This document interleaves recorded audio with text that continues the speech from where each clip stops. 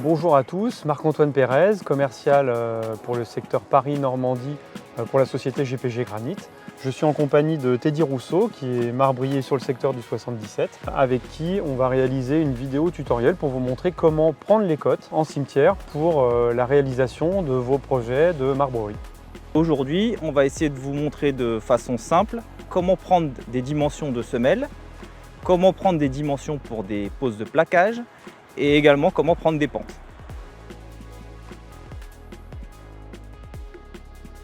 Pour la prochaine étape, on va vous montrer comment prendre des mesures pour un rattrapage de pente. Ça sert à rattraper l'inclinaison d'une semelle dans un cimetière à pente. La première chose à faire, c'est d'avoir un carnet avec un stylo et de tracer sur ce carnet la semelle en indiquant la face. Donc pour prendre des pentes, vous aurez besoin d'un niveau d'1 mètre, impérativement d'1 mètre pour les monuments qui font 1 mètre de large, et dans l'idéal, une règle de 2 mètres avec un petit niveau, et une cale de bois pour vous aider à maintenir le niveau lors des prises de pente, et évidemment 1 mètre. Donc dans un premier temps, je vais devoir repérer mon point 0. Le point 0, c'est le point le plus haut. Donc pour ce faire, je vais mettre mon niveau dans la largeur. Donc là, je vois bien que ma semelle, elle penche par ici.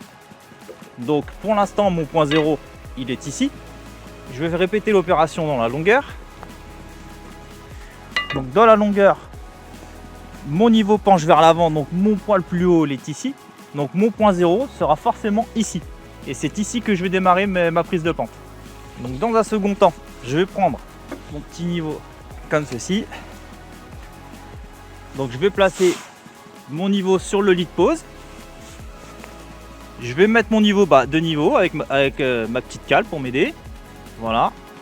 Une fois que je suis du niveau, je vais prendre la cote ici, en dessous de mon niveau. Donc ici j'ai 7 cm. Donc sur mon petit carnet, mon point 0 sera ici. Mes 7 cm seront ici. Ensuite pour la longueur, je fais la même chose mais je repars toujours du point 0. Donc pareil, je mets mon niveau ici. Et là ici, je ne vais pas mettre mon niveau complètement de niveau. Je vais laisser une légère pente à l'avant.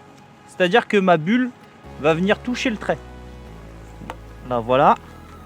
Donc voilà, là j'ai une toute petite pente à l'avant. Je vais prendre ma cote.